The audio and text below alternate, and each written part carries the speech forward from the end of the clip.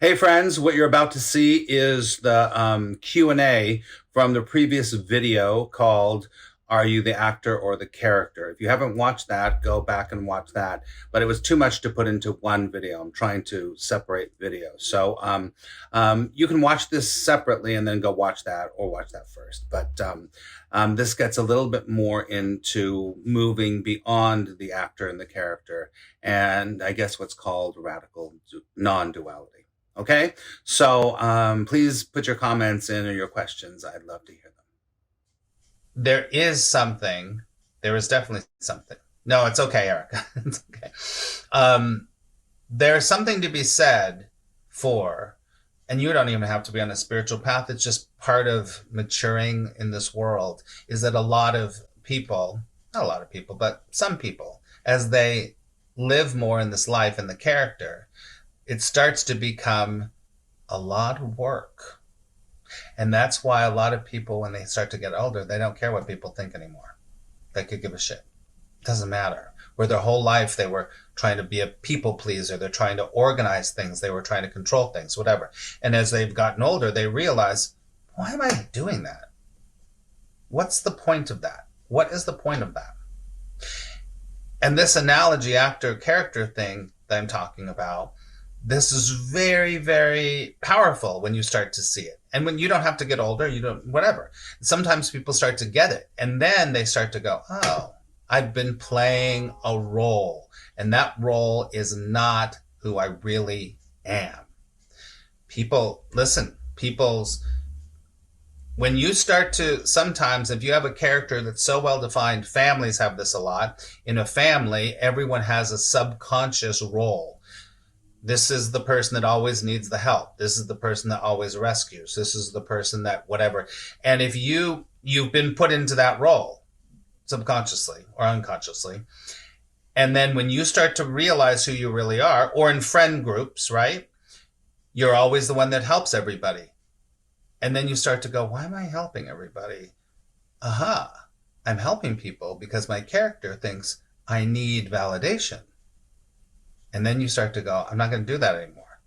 From that point of view, it's not like you're not going to help anyone, but you go, oh, the impetus is that my character needs people to accept them, needs people to love them.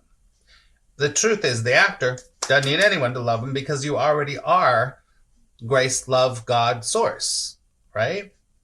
So that happens a lot, and you start to change your role in the family, and you're like, I'm not doing that anymore. I'm not going to be the rescuer anymore, or I'm not going to be the victim anymore, but I'm not going to do that anymore. I'm going to allow myself to be the truth of who I am.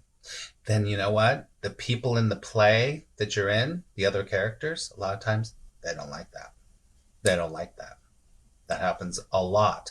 It happens in marriages too. People grow, people change, and then, but so there's that. This is the premise, this analogy of actor and character. So all the world's a stage. We are merely players. Now, I'm going to take it one step further. One step further. The self-referential identification, meaning the referring to yourself as the character, or as the actor, there's a point at which in the stripping down that it just goes away. It just goes away. And you're not even the actor and you're not even the character. You're not even you. There's no you there. There's no you. There's no individuation. Well, I forget that word, but there's no individual. There's only one. And that one is source. The Course in Miracles would say this is the atonement, where the separation is completely healed. So there is no separation at all. There's no actor and there's no character. There just is, from the Course in Miracles would say, only love, only divine, only grace, whatever you want to call that, doesn't matter. And it's beyond what could be called. But the self goes away. There is no you to have it. And so you walk around the world, or you do your life, or life is doing through you. It's like I always say, It's like this is the real kind of hardcore non-duality part, is that now for this character that you're seeing right here called Max Ryan, now it's just broadcasting seems to be happening, right? Drinking is happening. Phoning is happening. But there's so little of this character left that it's just, you're just doing that. That's just what's happening. That's just what's happening. And when that happens, the illusion of the character, there's no more illusion anymore. It's just lifing itself, right? Okay, take a deep breath.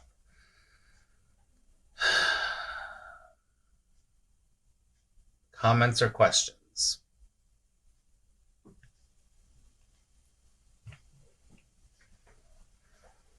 Enos says, yes, who you portray to the world can be different to each individual. Well, that's the other thing too. Your perception of other characters in the play, you're one way, your character is one thing, and another character in the play, this is a perfect example of that. If I got a role in a play and I'm cast as the bad guy, as the actor, I'm never thinking, I'm the bad guy, I'm the bad guy, I'm the bad guy, I'm the bad guy, I'm the bad guy. No, this character is just doing what it does, right? This is a manipulative character. There's no judgment on that character, because as soon as you judge him, first of all, that's bad acting. Second of all, you're judging it.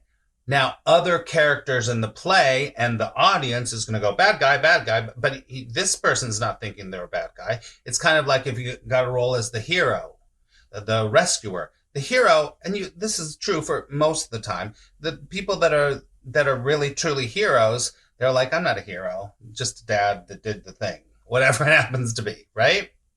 So other they project a character onto you too. That puts a whole other layer to it too. But that's none of our business at all. What they do about you is none of your business. The more that your character is motivated by what other characters are thinking or feeling about them, the more you are really caught in the separated self, the ego or the illusion. The more that it doesn't matter, the easier it becomes to let go of any identification of anything that has to do with the character, right?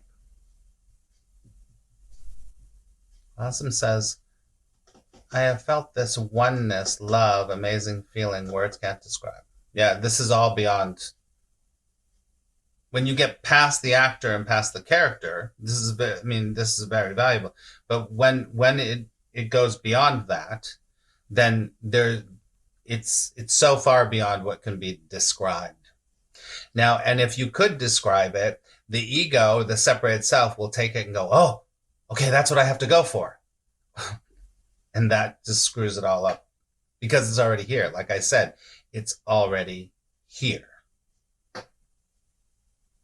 Right?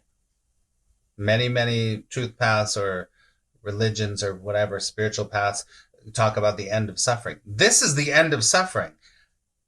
Now, because you're not a character, there's no character anymore, right? So the character is the only one that can suffer. Like I always say to people I work with, is that it's like the only thing that can feel any of that is the ego or the separated self, because the actor doesn't feel any of that. In truth, the actor gets to go home and have his life with his kids and do his thing. The character stays over there. But if you're so glued into the character, then that's a problem. That's not a problem, but it's just the way it is. T-Lady says, it's sad that people realize this later in life. People like to put labels on everyone. I always kept everyone guessing and not worrying if I was people pleasing. I love that. Now, this is interesting because let's talk about the other side. And this comes from many different paths, is that just as Jesus would say, be ye as a little child. Why does he say that? Why does Jesus say, be ye as a little child? Because the little child has not developed this thick character yet.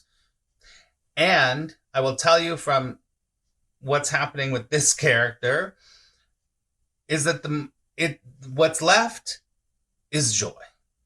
What's left is love. What's left is a curiosity. What's left is a, whoa, wow.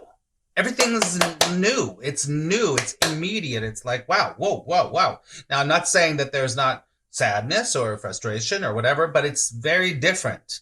That's why Jesus says, be ye as a little child, because the little child hasn't developed this thick character that is so identifiable to the false self, for sure.